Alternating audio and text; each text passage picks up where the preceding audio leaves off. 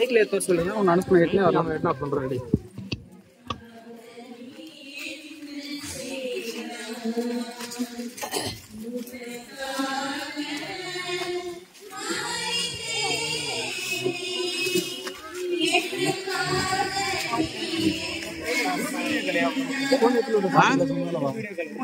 தெரியலையா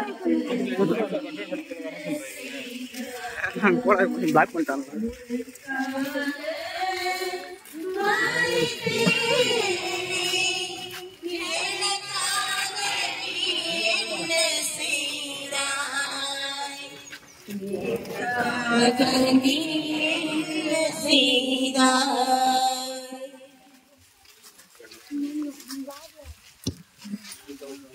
இயேசுவே உம்மை ஆராதித்து வணங்கி உமக்கு நன்றி அறிந்த தோத்திரம் செய்கின்றோம்.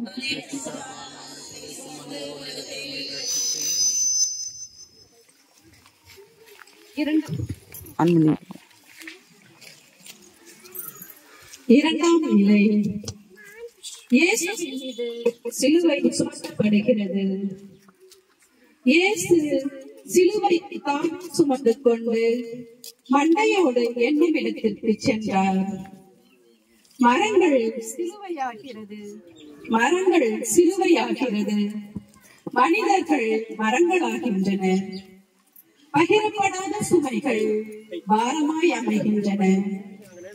சுமைகள் தவிப்பவர்களுக்கு நிலையாக இருந்துவிடும். சுமைகள் எதிர்ப்பவர்களுக்கு மலையாக நின்றுவிடும். சுமைகள் ஏற்பவர்க்கு பணியாக உருகிவிடும். சிலுவை தனக்கு முடிவாக அமைந்தாலும் சிலுவைக்கு முடிவு கட்டும் முயற்சியில் இயேசு இறங்கிவிட்டார். இங்கு சிலுவை சாவை மாற்ற முடியாது என்பதல்ல, சிலுவையை ஏற்பதாலே உலகில் மாற்றம் வளரும் என்ற உறுதியான நம்பிக்கையோடு இயேசு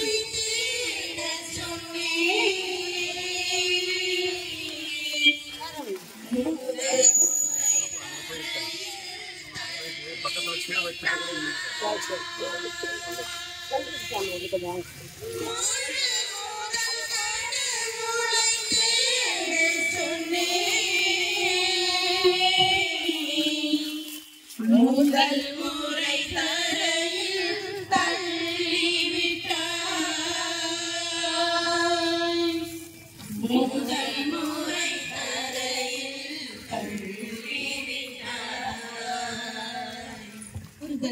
மனித இயல்பு.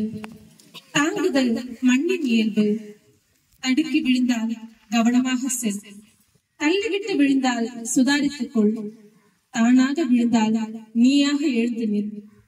உலகையே தாங்குகின்ற உன்னத கடவுள் சிலுவையின் வாரம் தாங்க முடியாமல் வலுவிழந்து தரையில் விழுகிறார். இயேசுவுக்கு கால்களின் தடுமாற்றம் வீழ்ச்சி அல்ல, இயேசுவின் கொள்கைகள் எழுச்சி பெற செய்கிறது. சிந்தனைக்கு விழுவது என்பது வேறு, வீழ்ச்சி என்பது வேறு. அடுத்தவர்களை கீழே தள்ளுவதில் ஆனந்தம் கொள்கிறது இந்த உலகம். நாட்டின் நாளைய தலைவர்களாக வேண்டிய குழந்தைகள் ஏழ்மையின் கொடுமையினால் பட்டாசு தொழிற்சாலைகளிலும், தீப்பெட்டி தொழிற்சாலைகளிலும், பட்டாணி விற்பனைகளிலும், கொத்தடிமைத்தனத்துக்கும் ஆளாக்கப்பட்டு சிந்தனைகள் மழுங்கடிக்கப்பட்டு அறியாமை என்னும் இருளில் வீழ்ந்து கிடக்கிறார்கள். மகிழவும் வாழ்வும் மறுக்கப்பட்டிருக்கும் பட்சத்தில் சிரமத்தின் உச்சத்திற்கே தள்ளப்பட்டவர்கள் இந்த குழந்தைகள். சிறார்கள் சின்னவர்கள் மட்டுமல்ல, சிந்தனை வித்துக்கள், சரித்திரத்தின் சொத்துக்கள் என்பதை நினைவில் கொள்வோம். சமூகத்தில் விழுந்தவர்களை தூக்காமல் எழுந்து நிற்பவர்களை வீழ்த்திய நிலையை நினைத்து மனம் வருந்துவோம். ஜெபம். இறைவா, ஏழ்மையினால் விழுந்து கிடக்கும் குழந்தைகளை உயர்த்தவும் அவர்களுக்கு துணை செய்யவும் கருணை மிக்க இதயத்தை தாரும். எங்கள் பெயரில் தேவாயிரம் சுவாமி.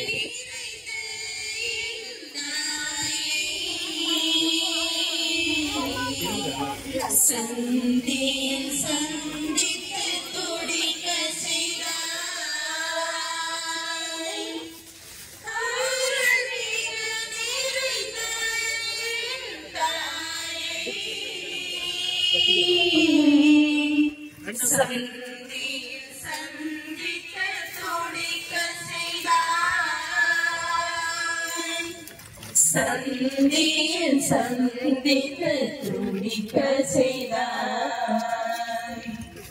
உனக்காக மாறினேனே, எனக்காக நீ என்ன செய்தாய், எனக்காக நீ என்ன செய்தாய். திவ்ய இயேசுவே, தாயை சந்திக்கிறார். உன் தந்தையையும் தாயையும் மதித்து நட என்றும், தந்தையையோ தாயையோ சபிப்போர் கொல்லப்பட வேண்டும். பயணத்தின் பாதையில் தாய் வருகிறார். உலக மீட்புக்காய் தன் மகனை தருகிறார். தாயும் தாய் என்பும் விவரிக்க முடியாத உணர்வுகள். வலுமிக்க உடலும் இந்த உலகமும் நமக்கு தாய் கொடுத்ததல்லவா? இயேசு மரியா இவர்களின் சந்திப்பில் வார்த்தை வசப்படாமல் மௌனமாய் அங்கே மொழிபெயர்த்து நிற்கிறது.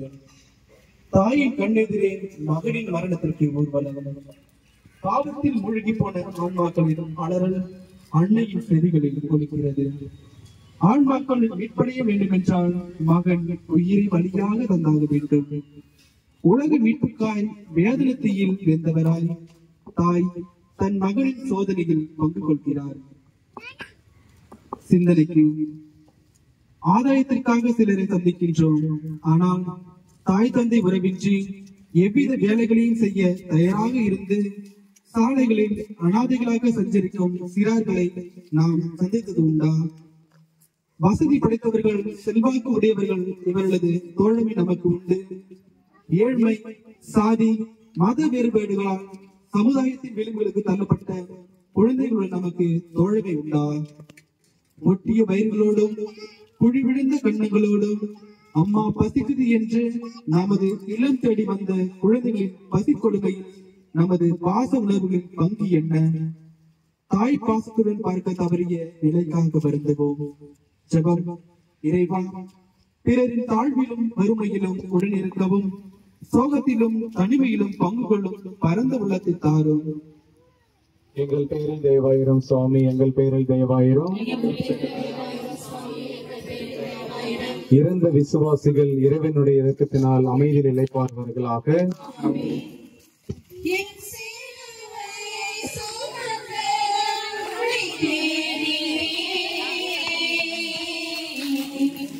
சீமோனை காட்டி நீயும் ஒளிந்து கொண்டாய். என்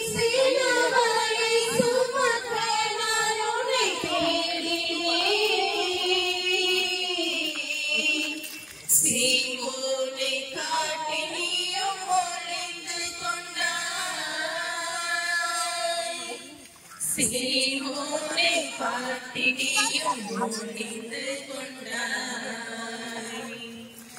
உனக்காக மறித்தேனே,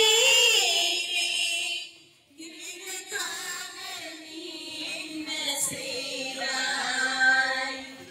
எனக்காக நீ என்ன செய்தாய்? திவ்ய இயேசுவே, உம்மை ஆராதித்து வணங்கி உமக்கு நன்றி அறிந்த தோத்திரம் செய்கின்றோம். 5ஆம் ஸ்தலம். சீமோன் இயேசுவுக்கு உதவுகிறார். அவர்கள் சீரின் ஊரை சார்ந்த சீமோனை பிடித்து அவர் மேல் இயேசுவின் சிலுவையை வைத்து சுமந்து கொண்டு போக செய்தார்கள். வாடிய முகம் கண்டு உதவுகின்ற மனம் ஒருவரம், தொல்லையின் பொருட்டு உதவிட நிற்கின்றது ஒரு கரம். இயேசுவின் பாடுகளில் தன்னை இணைத்துக் கொண்டு அவரது சிலுவைக்கு தோள் கொடுக்கிறார் சீமோன். கைமாறி எதிர்நோக்காமல் இயேசுவுக்கு உதவிட முன்வந்த சீமோன் இயேசுவின் வரலாற்றில் இடம் பிடித்தான். சிலுவையை ஏற்றிக்கொண்ட சீமோனின் கருணை உள்ளம் இயேசுவின் கண்ணில் படுகிறது. ஆலய வழிபாடுகளால் மட்டும் நமது கரங்கள் புனிதப்பட போவதில்லை. அன்றாட சூழலில் வறியோரின் துயர் துடைக்க நமது கரங்கள் நீளுமானால் அவை புனிதம் பெறும். சிந்தனைக்கு, வாழ்க்கை என்னும் பாதையில் கண்களை இழந்து குருடர்களாக, காது கேளாது செவிடர்களாக, கை கால்கள் இழந்த முடவர்களாக எத்தனையோ குழந்தைகள் கருணை இல்லங்களிலும் ஊனமுற்றோர் இல்லங்களிலும் கைவிடப்பட்ட நிலையில் இருக்கிறார்கள். இந்த குழந்தைகளுக்கு உதவிட நமது கரங்கள் எப்போதாவது நீண்டதுண்டா? தீராத நோயால் மருத்துவ கட்டணம் செலுத்த முடியாமல் உயிரிழக்கும் குழந்தைகளின் கனவுகள் எல்லாம் காய்ந்த சருகாகும் நிலை. இவர்களின் முகம் கண்டு நமது கரங்கள் உதவ நீண்டுள்ளதா? கைவிடப்பட்ட இந்த குழந்தைகளின் நிலை கண்டும் உதவாமல் இருந்த நிலை எண்ணி மனம் வருந்துவோம். ஜெபம். இறைவா, பெறுவதில் அல்ல பிறருக்கு கொடுப்பதில் தான் இன்பம் உண்டு என நாங்கள் உணர செய்தோம். எங்கள் பேரில் தயவாயிரம் சுவாமி. எங்கள் பேரில் இறந்த விசுவாசிகள் இறைவனுடைய இரக்கத்தினால் அமைதியில் இளைப்பாறுவார்களாக. முகத்தை துடைத்தால் முகம் தந்தே, ஈக மதம் சரிபாதி மறுத்தாய்.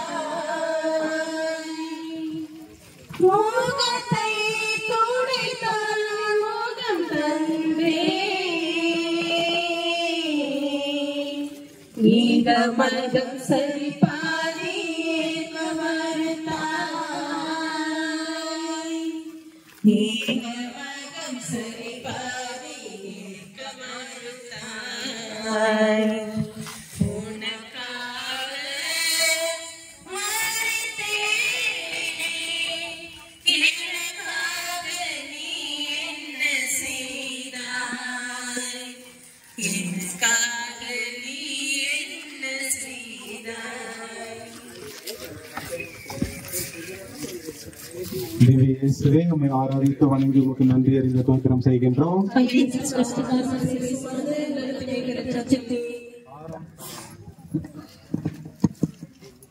6ஆம் நிலை. வெரோனிகாள் இயேசுவின் திருமுகத்தை துடைக்கிறாள். நான் செய்த எல்லாவற்றையும் என்னிடம் சொன்ன மனிதரை வந்து பாருங்கள். பெண்மை வீரமாய் எழுகிறது, வீரத்தில் புரட்சி விளைகிறது. களைத்து போய் வருபவனுக்கு ஒரு குவளை தண்ணீர், பசித்து வருபவனுக்கு வயிற்றுக்கு சிறிது உணவு, சுமைகளை சுமந்து வருவோருக்கு இளைப்பாற கொஞ்ச இடம். ஒரு மனிதன் வேதனை வரும்பொழுது அவனை தொடுவது போன்ற ஆறுதலை 1000 வார்த்தைகளாலும் தந்துவிட முடியாது. 1000 வார்த்தைகள் சொல்ல முடியாத ஆறுதலை வெரோனிகாளின் செயல் உணர்த்தி இருக்கிறது. இயேசு தன் முகத்தை பரிசாக தருகிறார். சிந்தனைக்கு, ஒவ்வொரு குழந்தையும் ஒரு புதிய சகாப்தத்தை படைக்க பிறந்த இறைவனின் உன்னதமான படைப்பு என்பதை நம்மில் எத்தனை பேர் நினைத்தவராய் இருக்கிறோம்? இன்று குழந்தைகள் எஞ்சிய கஞ்சிக்காக வீடுகளில் மிஞ்சிய வேலை செய்ய அடிமையாக்கப்படும் நிலை, பெற்ற கடனை திருப்பி கொடுக்க திறனில்லாத பெற்றோர், 10 மாதம் சுமந்து பெற்று வளர்த்த தம் பிள்ளையே கடனுக்கு அடிமையாக்கும் நிலை, வயிற்று பிழப்பிற்காகவும் சுயநலத்திற்காகவும் பண முதலைகளிடம் பிஞ்சு மனங்கள் விற்கப்படும் நிலை. இந்த நிலையை நினைத்து மனம் வருந்துவோம். வெரோனிகாள் ஒரு வீர செயலை, இரக்கமுள்ள மனதை, துயர் துடைக்கும் உள்ளத்தை உனக்கு சொல்லிவிட்டு சென்றிருக்கிறார். அடிமைப்பட்டு கிடக்கும் இந்த குழந்தைகளின் துயர் துடைக்க நீ விட்டு செல்லும் செய்தி என்ன? சிந்திப்போம். ஜெபம். இறைவா, அடிமைப்பட்டு கிடக்கும் இந்த குழந்தைகளின் வாழ்க்கை பயணத்தில் துயர் துடைக்கும் வெரோனிகாவாக வாழ இரக்கமுள்ள இதயத்தை எமக்கு தாரும். இறந்த விசுவாசிகள் இறைவனுடைய இரக்கத்தினால் அமைதியில் இளைப்பாறுவார்களாக. ஆமென்.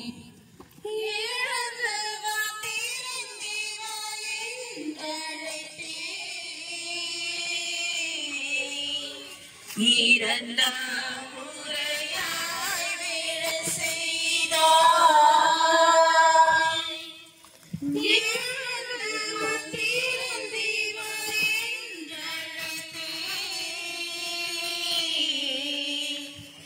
இரண்டாம் முறையாய் விழ செய்தாய்.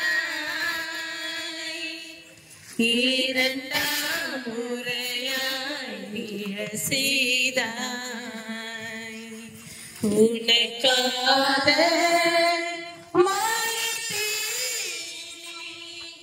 எனக்காக நீ என்ன செய்தாய். எனக்காக நீ என்ன செய்தாய். திவ்ய இயேசுவே, உம்மை ஆராதித்து வணங்கி உமக்கு நன்றி அறிந்த ஸ்தோத்திரம் செய்கின்றோம். 7ஆம் ஸ்தலம். 7ஆம் நிலை. இயேசு 2ஆம் முறை கீழே விழுகிறார். மனித உருவில் தோன்றி சாவை ஏற்கும் அளவுக்கு, அதுவும் சிலுவை சாவை ஏற்கும் அளவுக்கு கீழ்ப்படிந்து தம்மையே தாழ்த்திக் கொண்டார். விதை ஒன்று மண்ணில் விழுகிறது, மீட்புக்காய் மறுமுறையும் எழுகிறது. பாவம் செய்வது மனித நிலை, பாவங்களை விலக்கி வாழ்வது தெய்வ நிலை. பாவமே அறியாத இயேசு 2ஆம் முறை இடறி விழுகிறார். கை கொடுத்து தூக்குவதற்கு பதிலாக எழ முடியாமல் கசையால் அடித்தார்கள். இயேசுவை ஏளனமாய் பேசி எள்ளி நகையாடி எழுந்திருக்க முயற்சி செய்கிறார்கள். விழுந்து கிடப்பவர் குற்றவாளி அல்ல என்பதை மறந்துவிட்டார்கள். கடந்து போக வேண்டும் என்ற வேகம் இயேசுவுக்கு இருந்ததால் விழுந்த வேகத்திலே இயேசு எழுந்து நடக்கிறார்.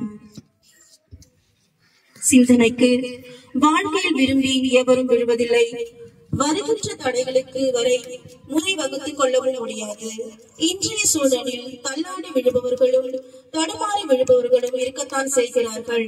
பள்ளிகளிலும் வேலை செய்யும் வீடுகளிலும் பாலியல் பலாத்காரத்துக்கு உட்படுத்தப்படும் பெண் குழந்தைகள் பலர் வாழ்க்கையை வெறுத்து விரக்தியற்ற நிலைக்கு தள்ளப்படுகிறார்கள். வயிற்று பசிக்காய் திருடும் சிறுவர்கள் பின்பு வாடிக்கையாய் திருடி அதனையே வாழ்க்கையாக்கி விழுந்து கிடக்கின்றனர்.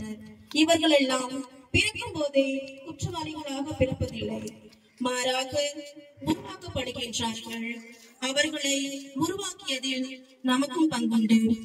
தண்டிக்கப்பட வேண்டியவர்கள் அவர்கள் மட்டுமல்ல, நாமும் தான். சிந்திப்போம். ஜெபம்.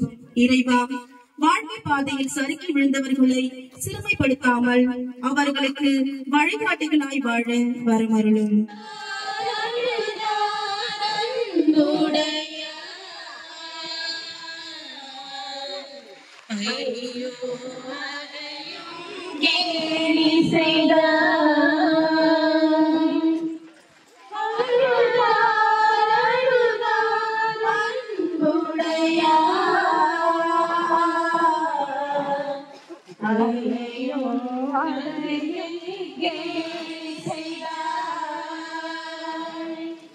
ஐயோ அதையும் கேலி செய்தாய்.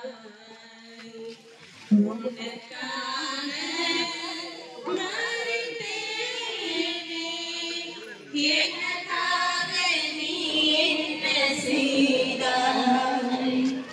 எனக்காக நீ என்ன செய்தாய்? திவ்ய இயேசுவே, உம்மை ஆராதித்து வணங்கி உமக்கு நன்றி அறிந்த தோத்திரம் செய்கின்றோம்.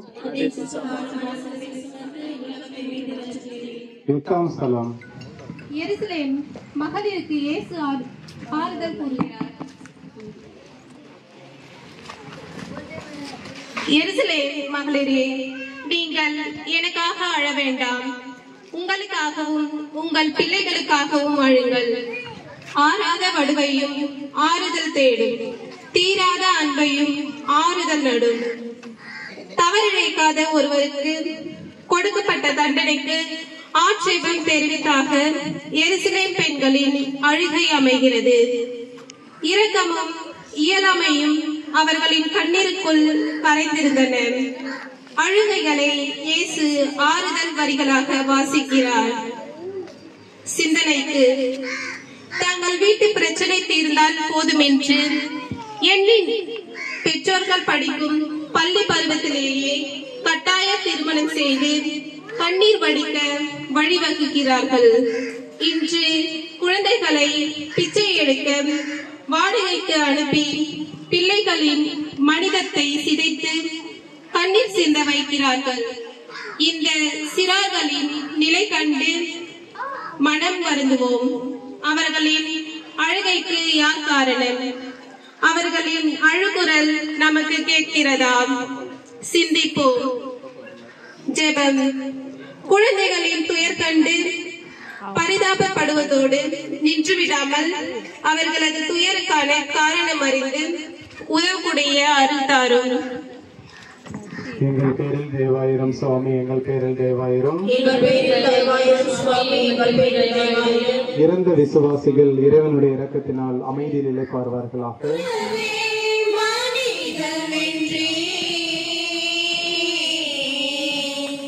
உடைந்து உடைந்து தள்ளிவிட்டாய். உறவே உறவே மனிதனென்றே உடைந்து உடைந்து தள்ளிவிட்டாய். உடைந்து உடைந்து தள்ளிவிட்டாய். உனக்காக மரித்தேனே, எனக்காக நீ என்ன செய்தாய்? எனக்காக நீ என்ன செய்தாய்? திவ்ய இயேசுவே, உம்மை ஆராதித்து வணங்கி உமக்கு நன்றி அறிந்த தோத்திரம் செய்கின்றோம். ஒன்பதாம் ஸ்தலம். இயேசு மூன்றாம் முறை கீழே விழுகிறார். உங்கள் பொருட்டு துன்புறுவதில் நான் மகிழ்ச்சி கொள்கிறேன். கிறிஸ்து தம் உடலாகிய திருச்சபைக்காக வேதனையுற்றார். தோல்வியில் தொலைவது வீழ்ச்சி, தோல்வியில் எழுவதே வெற்றி. வருந்தாமல் இருந்தால் நம்மை பாவம் வாழ விடாது, திருந்தாமல் இருந்தால் இருந்தென்ன லாபம்? மனிதன் இன்று மனசாட்சி என்னும் அளவுகோலை தொலைத்து விட்டான். நேற்றைய தவறுகளை இன்று நியாயப்படுத்துகிறான், நாளை அதையே நீதி என்பான். இயேசு சிலுவை பயணத்தில் வலுவிழந்து மூன்றாம் முறை விழுகின்றார். ஆனால் உள்ளத்தில் உறுதியில் உடல் எழுகின்றது, பயணம் தொடர்கின்றது. சிந்தனைக்கு, நாம் வாழும் சமூகத்தில் பெற்றோரால் முறையாக வளர்க்கப்படாத குழந்தைகள், பெற்ற குழந்தையை அரவணைத்து பாலூட்ட மருந்தவளாயிருக்கும் தாய்மார்களிடம் வளர்ந்த குழந்தைகள், குடித்துவிட்டு தினம் மனைவியை அடித்து மிரட்டி பணம் பறிக்கும் வீட்டில் வளரும் குழந்தைகள், பொது இடங்களில் பிக் பாக்கெட் அடிக்கும் திருடர்களாய் சமூகத்திற்கு ஊறு விளைவிக்கும் செயல்களில் ஈடுபட்டு தங்களது மனித மாண்பை இழந்து விழுந்து கிடக்கின்றனர். இவர்கள் இப்படி அடையாளம் கண்டுகொள்ள காரணமாயிருந்த நமது நிலைகளை எண்ணி மனம் வருந்துவோம். ஜெபம். இறைவா, உலகியல் நாட்டங்களில் தங்களை தொலைத்து மனங்களில் ஊனமான உள்ளங்கள் மீண்டும் எழுந்து நடக்க எங்களால் ஆன உதவியை அருள் தாரும். எங்கள் பேரில் தயவாயிரும் சுவாமி, எங்கள் பேரில் தயவாயிரும். எங்கள் பேரில் தயவாயிரும் சுவாமி, எங்கள் பேரில் தயவாயிரும். இறந்த விசுவாசிகள் இறைவனுடைய இரக்கத்தினால் அமைதியில் இளைப்பாறுவார்களாக. ஆமென். சுயநல ஆடையை நீ கொண்டாய், என் வீரர் நல ஆடையை முறிக்கின்றாய். சுயநல ஆடையை நீ கொண்டாய், என் வீரர் நல ஆடையை முறிக்கின்றாய். என் வீரர் நல ஆடையை முறிக்கின்றாய். உனக்காக மரித்தேனே, எனக்காக நீ என்ன செய்தாய்? எனக்காக நீ என்ன செய்தாய்? திவ்ய இயேசுவே, உம்மை ஆராதித்து வணங்கி உமக்கு நன்றி அறிந்த தோத்திரம் செய்கின்றோம். அதிர்ஷ்டமான மனசிலே சுமந்து உலகத்தை மீட்டு ரட்சித்தீர். 10ஆம் ஸ்தலம். இயேசுவின் ஆடைகளை உரிக்கிறார்கள். அவர்கள் இயேசுவை சிலுவையில் அறைந்த பின் குலுக்கல் முறையில் அவருடைய ஆடைகளை பங்கிட்டுக் கொண்டார்கள். ஆதாமின் ஆடையோடு நுழைந்தது சாபம், இயேசுவின் ஆடையோடு தொலைந்தது பாவம். ஒருவனுக்கு மிகப்பெரிய வலி அவமானம்தான். இயேசுவை அவமானத்துக்குள்ளாக்குகிறார்கள். அவர் ஆடைகளை உரிகிறார்கள். உடல் வேதனை, உள்ள வேதனை. இயேசுவுக்கு ஆடை தர வேண்டும் என்றால் நமது சுயநல எண்ணங்கள், சூழ்ச்சி எண்ணங்கள், நமது மனதோடு ஒட்டியுள்ள அக்கிரம செயல்கள் உரியப்பட வேண்டும். குழந்தையின் மனம் போல் நம் மனம் மாற வேண்டும். சிந்தனைக்கு, இன்று நமது குடும்பங்களில் குழந்தைகள் வளர்ப்பிலேயே ஆண் குழந்தைகளுக்கு கொடுக்கப்படும் உரிமைகளும் செல்வாக்கும் பராமரிக்கும் பண்பும் பெண் குழந்தைகளுக்கு மறுக்கப்படுகிறது. பெண் குழந்தைகள் வளர்ப்பிலேயே ஊமைகளாக, ஊனமுற்றவர்களாக்கப்படுகிறார்கள். இன்று சட்டத்திற்கு எதிராக வீடுகளில் வேலை செய்ய 10 வயதுக்குட்பட்ட குழந்தைகளை வேலைக்கு அமர்த்தி அடிமைகளாக நடத்தி சுதந்திரம் என்ற ஆடைகளை பறிக்கிறோம். குறைந்த கூலிக்கு அதிகமான வேலைகளை அவர்களிடமிருந்து சுரண்டுகிறோம். சிறுபான்மையினர் என்பதற்காக வறுமை கோட்டிற்கு கீழ் வாழும் ஏழை குழந்தைகளுக்கு கூட இன்று கல்வியில் உரிமைகளும் சலுகைகளும் மறுக்கப்படுகிறது. நமது சுயநலம், அக்கிரம செயல்களுக்காக மனம் வருந்துவோம். ஜெபம். உரிமைகள் மறுக்கப்படும் குழந்தைகளுக்கு உரிமைகளை பெற்றுத்தரவும், அடிமைகளாக நடத்தப்படும் குழந்தைகளுக்கு சுயமரியாதை என்னும் ஆடையை போர்த்தவும் எங்களுக்கு அருள் தாரும். எங்கள் பேரில் தேவாயிரம் சுவாமி, எங்கள் பேரில் தேவாயிரம். எங்கள் பேரில் தயவாயிரும் சுவாமி, எங்கள் பேரில் தயவாயிரும். இறந்த விசுவாசிகள் இறைவனுடைய இரக்கத்தினால் அன்பே, அன்பே, அன்பே என்றே நீயோ சிலுவையில் என்னை அறைந்தாய். அன்பு, அன்பு, அன்பே என்றே நீயோ சிலுவையில் என்னை அறைந்தாய். நீயோ சிலுவையில் என்னை அறைந்தாய். உனக்காக மரித்தேனே, எனக்காக நீ என்ன செய்தாய்? எனக்காக நீ என்ன செய்தாய்? திவ்ய இயேசுவே, உம்மை ஆராதித்து வணங்கி உமக்கு நன்றி அறிந்த தோத்திரம் செய்கின்றோம். அதிர்ஷ்டமான மனசிலே சுமந்து உலகத்தை மீட்டு ரட்சித்தீர். 11ஆம் ஸ்தலம். இயேசு சிலுவையில் அறையப்படுகிறார். அவர்கள் இயேசுவை சிலுவையில் அறைந்தார்கள். அப்போது காலை 9 மணி.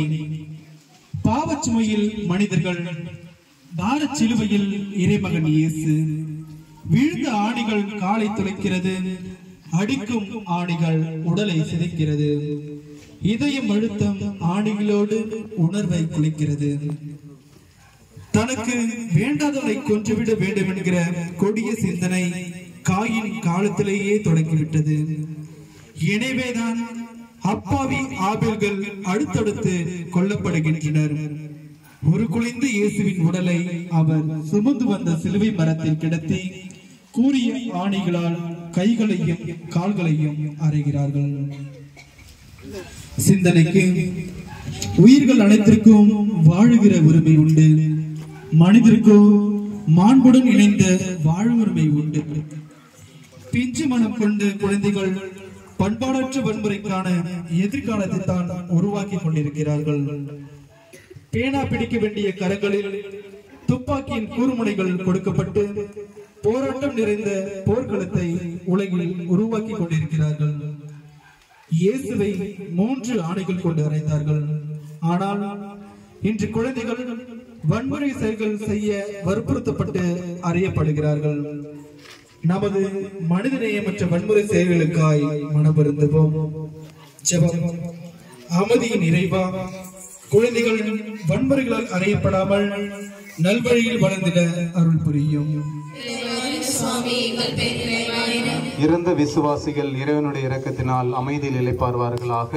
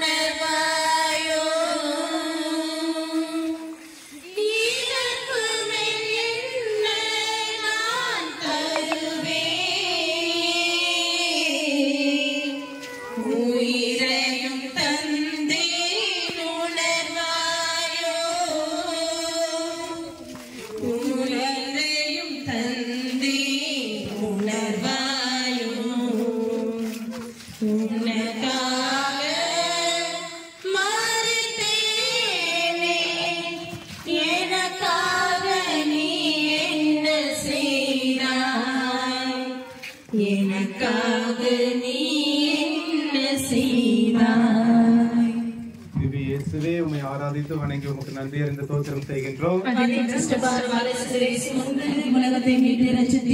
12ஆம் ஸ்தலம். இயேசு சிலுவையில் உயிர் துறக்கிறார். இயேசு எல்லாம் நிறைவேறிற்று என்று கூறி தலை சாய்த்து ஆவியை ஒப்படைத்தார். பாசத்தின் உச்சநிலை தியாகம், தியாகத்தின் உச்சநிலை இயேசுவின் உயிர். லட்சியத்தோடு வாழ்க்கை போராட்டத்தில் இறங்கியவர்களை மரணம் வேகத்தோடு விரட்டுகிறது. இயேசுவின் மரணமும் அவரை பின்தொடர்ந்தே வந்தது. வாழ்ந்த நாட்கள் 33 ஆண்டுகள் என்றாலும் முழுமையாக வாழ்ந்த திருப்தியுடன் இயேசு உயிர் விடுகிறார். உலகம் விடுதலை வெளிச்சம் காணும் என்ற நம்பிக்கையில் நிறைந்த மனதுடன் தந்தையின் கையில் இயேசு ஆவியை ஒப்படைக்கிறார். அனைவரும் முழந்தால் படியிட்டு ஆண்டவரை வணங்குவோம்.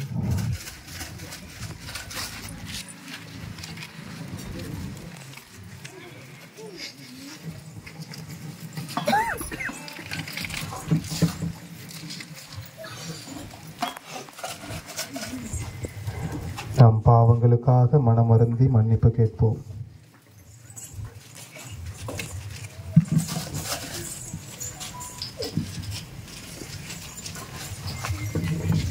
அனைவரும் எழுந்து நிற்போம்.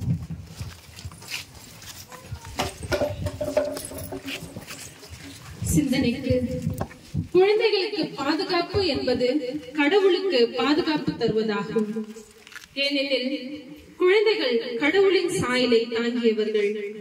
இந்தியாவில் ஆண்டுக்கு 120 லட்சம் பெண் குழந்தைகள் பிறக்கிறார்கள். இவர்களில் 15 லட்சம் குழந்தைகள் தங்களின் முதல் பிறந்த நாளை கூட கொண்டாட கொடுத்து வைப்பதில்லை. குழந்தைகள் வன்முறையால் சாகடிக்கப்படுவதால் வரலாற்றின் புதிய சகாப்தமே அழிக்கப்படுகிறது. குழந்தைகளை கொலை செய்வதென்பது அவர்களில் பிரசன்னமாய் இருக்கும் இயேசுவையை கொலை செய்வதற்கு சமம். இந்த குழந்தைகளின் மரணத்திற்கு யார் காரணம்? சிந்திப்போம். ஜெபம். சாவையும் வெற்றியாக மாற்றிய இயேசுவே, குழந்தைகளில் உமது சாயலை கண்டு அவர்களை பேணி வளர்க்க பாச உணர்வுகளை எமக்கு தாரும். எங்கள் பேரில் தேவாயிரம் சுவாமி, எங்கள் பேரில் தேவாயிரம். எங்கள் பேரில் தேவாயிரம் சுவாமி, எங்கள் பேரில் தேவாயிரம். பாசத்தின் மடியில் என்னையும் பதறுகிறாள் என் தாயை பாசத்தின் மடியில் என்னையும் கதறுகிறாள் என் தாயை கதறுகிறாள் என் தாயை உனக்காக மறித்தேனே, எனக்காக நீ என்ன செய்தாய், எனக்காக நீ என்ன செய்தாய். திவ்ய இயேசுவே, உம்மை ஆராதித்து வணங்கி உமக்கு நன்றி அறிந்த தோத்திரம் செய்கின்றோம். அதே கிறிஸ்துவான சிலுவை சுமந்து உலகத்தை மீட்டு ரட்சித்தே. 13ஆம் நிலை. மரியன்னையின் மடியில் மரித்த இயேசு. இவ்வாறு பலருடைய மறைவான எண்ணங்கள் வெளிப்படும். உமது உள்ளத்தையும் ஒரு வாள் ஊடுருவி பாயும். இயற்கையின் சோகம் இருண்டு போனது, இரண்டாகி போனது ஆலயத்தின் திரைச்சீலை. திரண்டு எழுந்தது காற்றும் மழையும். வியாகுலமாய் அன்னை மரியாள் காட்சி தருகிறார். இன்னல் வேளைகளில் இழிவாக பேசுவதே இயல்பாகிவிட்ட உலகில் மரியன்னைக்கு மட்டுமே வேதனையிலும் மாசில்லாத மௌனம் வசப்பட்டிருக்கிறது. மகிழ்ச்சியையும் வேதனையையும் சரிநிகராய் மனதிற்குள் மடித்து வைக்கிற கலையை மரியன்னை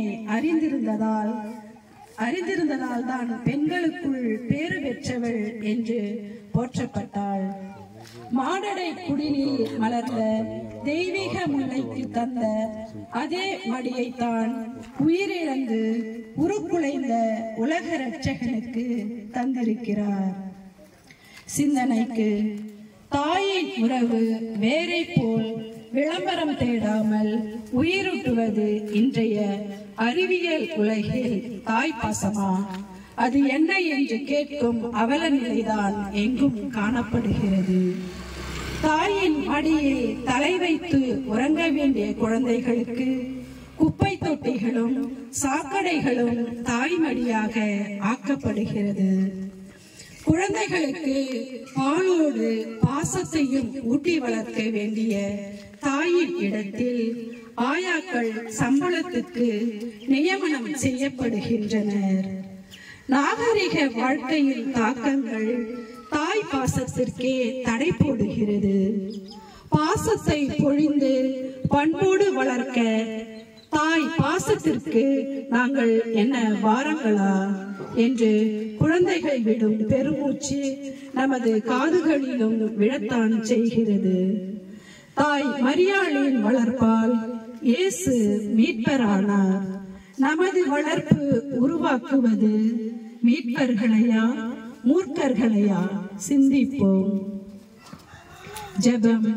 வியாகுல அன்னையே, துன்பங்களை தாங்க பொறுமையையும் பிள்ளைகளை பாசமுடன் வளர்த்தெடுக்க பண்பான உள்ளத்தையும் தந்தருளும். எங்கள் பேரில் தேவாயிரம் சுவாமி, எங்கள் பேரில் தேவாயிரம். எங்கள் பேரில் தேவாயிரம் சுவாமி, எங்கள் பேரில் தேவாயிரம். இறந்த விசுவாசிகள் இறைவனுடைய இரக்கத்தினால் அமைதி நிலைப்பார்வார்களாக.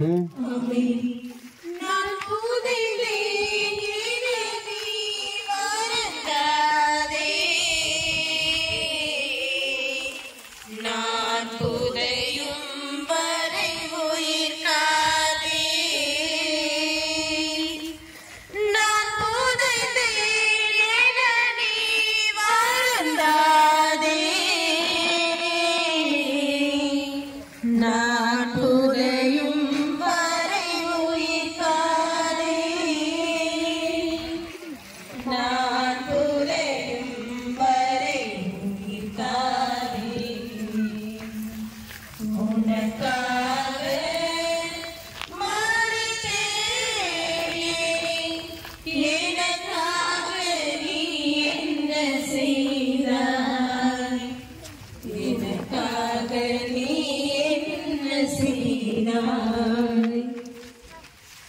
இயேசுவே உம்மை ஆராதித்து வணங்கி உமக்கு நன்றி அறிந்த தோத்திரம் செய்கின்றோம். அதே சிஷ்டபாரமான சிலுவை சுமந்து உலகத்தை மீண்டும் ரட்சித்தி. 14ஆம் ஸ்தலம். இயேசுவை கல்லறையில் அடக்கம் செய்கிறார்கள். இயேசுவின் உடலை இறக்கி துணியால் சுற்றி பாதையில் வைக்கப்பட்டிருந்த கல்லறையில் வைத்தனர். இது குறைப்பதல்ல, மாறாக விதைப்பது. இது மரணம் அல்ல, ஜனனம். இன்று எனக்கு, நாளை உனக்கு என்பதை ஞாபகப்படுத்தும் இடம் கல்லறை. இயேசுவின் அடக்கம் என்று கூறுவதை விட இயேசுவின் கருத்தரிப்பு என்று கூறுவது சால சிறந்தது. கருவறையில் தொடங்கப்படும் துடிப்பு கல்லறையில் முடிவடைகிறது. அன்று மரியா என்ற கருவறையில் உதித்தவர். இது அவரது உயிர்ப்பு என்ற புதுப்பிற்கு ஆயத்தமாகும். சிந்தனைக்கு, உலக வாழ்க்கையில் ஒடுக்கப்படுகிறவர்களுக்கு கல்லறையில் மட்டுமே கௌரவம் தரப்படுகிறது. ஆனால் இன்றைய உலகில் ஆயிரக்கணக்கான பச்சிளம் குழந்தைகளுக்கு கருவறையே கல்லறையாகிறது. ஆண், பெண் இவர்களின் அன்பின் வெளிப்பாடுதான் குழந்தைகள். இந்த உறவில் கனியான குழந்தைகள் பெற்றோருக்கு சில நேரங்களில் சுமையாகவும் வேண்டப்படாதவர்களாகவும் மாறிவிடுகின்றனர். திருமணம் நிச்சயமாகும் முன்பே தானாகவே தேடி ஏமாந்து போகும் அப்பளை பெண்களின் வயிற்றில் வளரும் குழந்தைகளும், பெண் என்றால் வேண்டாம் என பெற்றோரும் மாமியாரும் கொலை தீர்ப்புக்கு உள்ளாக்கும் குழந்தைகளும், பலவித அநீத செயல்பாடுகளில் விளைவாக பிறக்கும் குழந்தைகள் தனக்கு வாழும் உரிமை உண்டு என்பதை அறியும் முன்பே இவ்வுலகை பார்க்கா வண்ணம் கருவறையிலே சமாதி கட்டி விடுகிறார்கள். இந்த குழந்தைகள் செய்த பாவம் என்ன? இவர்களுக்கு வாழும் உரிமை இல்லையா? சிந்திப்போம். ஜெபம். அன்பின் இறைவா, ஒவ்வொரு குழந்தையின் பிறப்பும் இந்த உலகை இன்னும் அன்பு செய்து கொண்டுதான் இருக்கின்றீர் என்பதை உணர்த்துகிறது. இதை உணர்ந்து உயிர்களை மதிப்பேனும் மனிதத்தை எங்களுக்கு தந்தரலும்.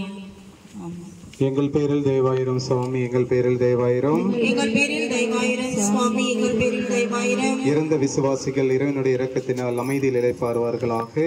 ஆமென்.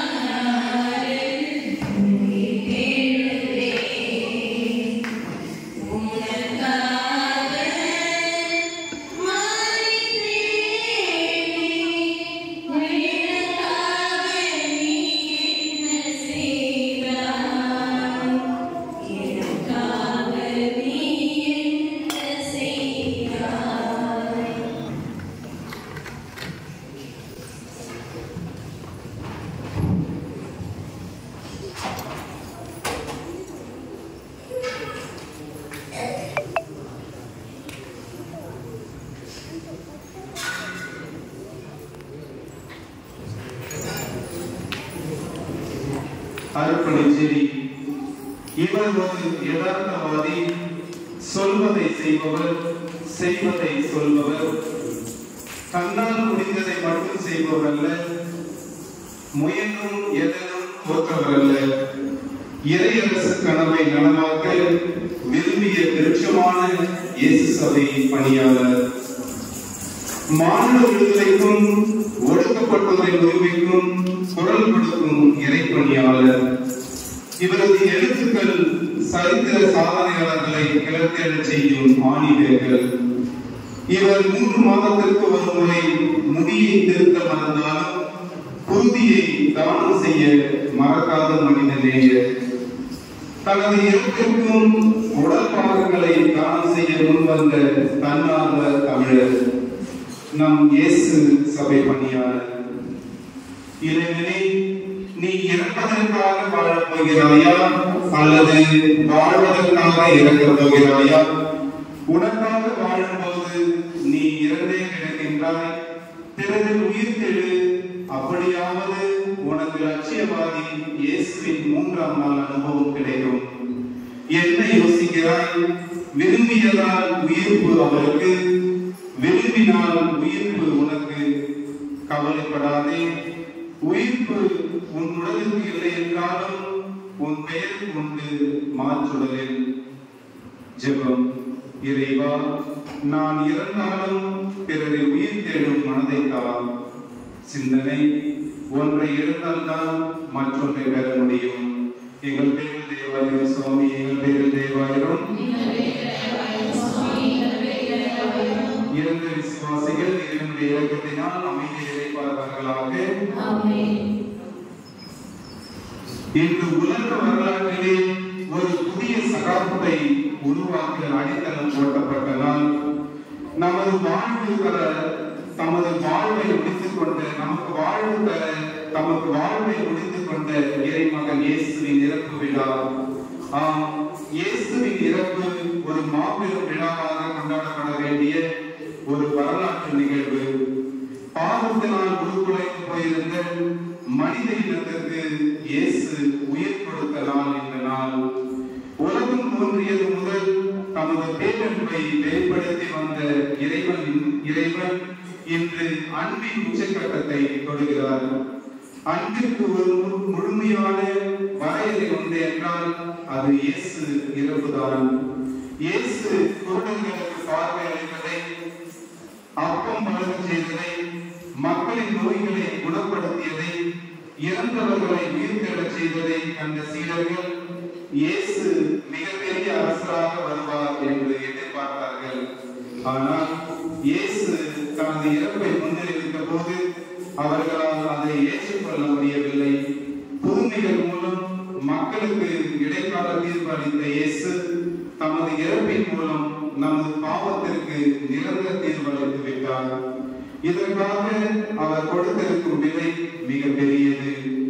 நாம் இன்று பெற்றிருக்கும் இந்த மீட்புக்காக இயேசு பட்ட பாடுகள் ஏராளம். அடிபட்டு, உதைப்பட்டு, உருக்குலைந்து, உடல் கிழிந்து, இறுதியில் உயிர் துறந்து இந்த மீட்பை நமக்கு பெற்று தந்தார்.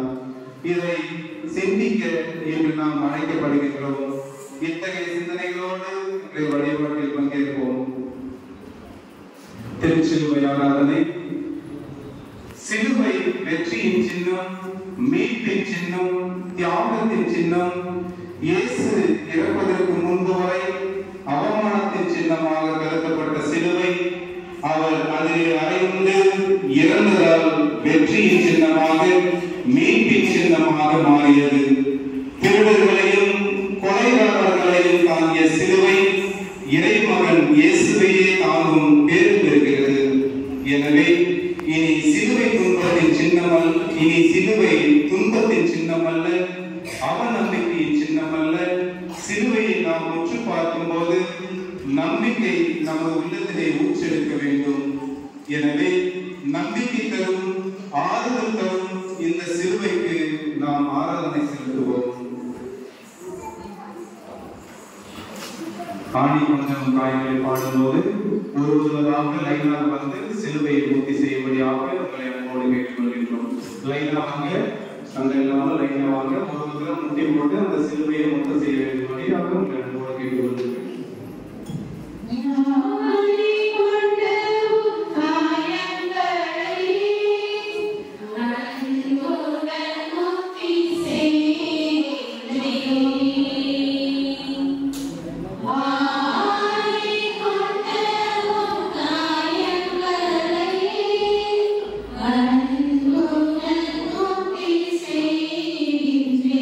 Amen.